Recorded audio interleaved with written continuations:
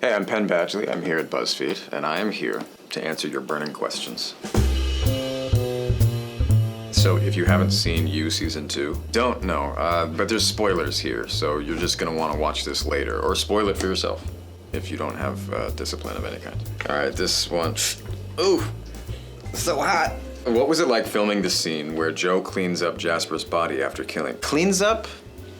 Not sure about that language.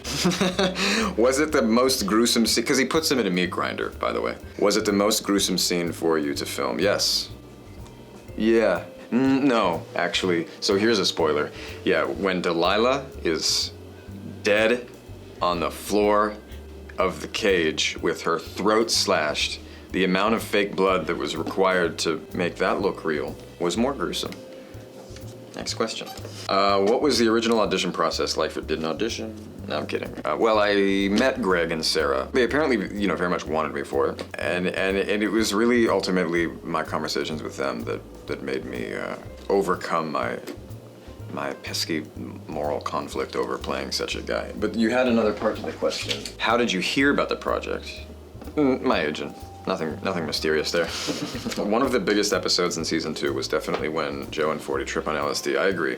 Any fun memories from filming those episodes? Yeah, that was actually the most fun for me, I think, because it was the most physical, the most strange and maniacal. Yeah, jumping out of the window was fun. We actually had to do more stunts than you see, really, so yeah, it's always fun to do physical stuff.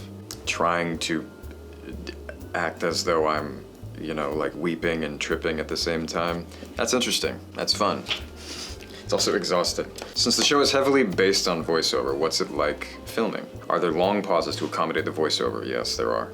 Or is there dialogue that is eventually cut? No, there's no dialogue. So this is something that I've gotten very good at, and or at least I'm used to it. And then all the other actors have to learn as well, which I think for them, when it's new, is always very jarring. We have somebody, this season it was my stand-in, Danny. Shout out to Danny. He's not getting paid enough because he had to do a lot more than an ordinary stand-in. He's also in the 8th episode, by the way. He is the spoiler alert man whose wife has to kiss 40. So it's a thankless role. But we were really happy to see him on camera. He reads my voiceovers. It's really strange, to be honest. It's very technical. It's not like normal acting at all. When did you find out about the love twist at the end of season 2? Did you know before you started filming this season? I did know.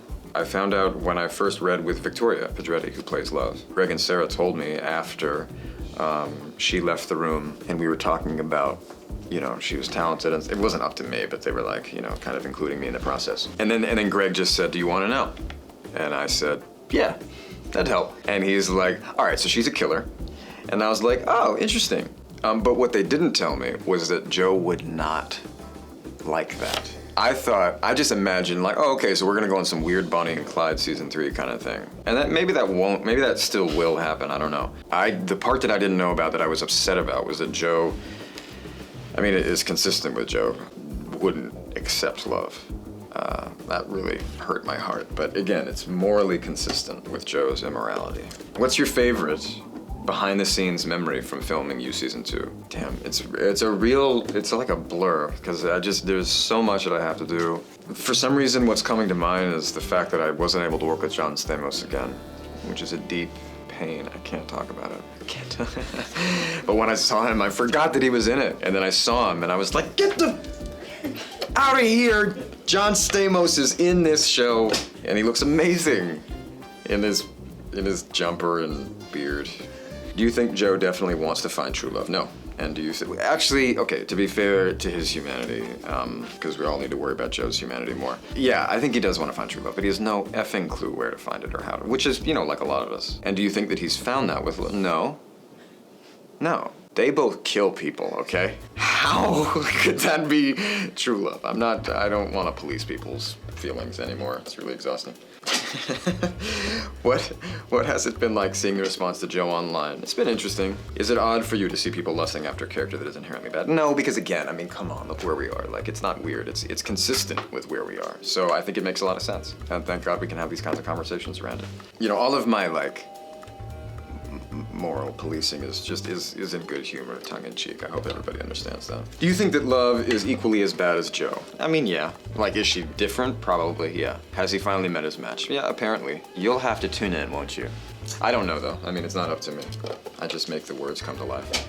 What can you tease about the neighbor at the end of the season? I know literally nothing. Here's my theory. It says, do you have any theories? Yeah, I think they're probably not gonna use the woman they cast because they didn't know what they were gonna do. And this is the way like television works, no matter if it's good or bad or anything in between. It's just, you can't know more than where you're at. There's so much that goes into writing a season, conceiving a season for the writers. I mean, they've got to arc out. I mean, it's a lot. It's an organizational friggin' feat. Yeah, I mean, he had to go back to his original Joe pattern of literally the grass is always greener on the other side of the fence, this fantasy. I'm most interested in what's gonna happen between Love and Joe because they have a child, spoiler alert. It'd be great if I always said spoiler alert after. I always spoil. That's what I'm gonna start doing. Yeah, I have no theories. I think that it's probably not gonna go in the direction that it seems like it is right at the end. I think it's probably gonna they're gonna do what they want and deal with the neighbor. I don't know.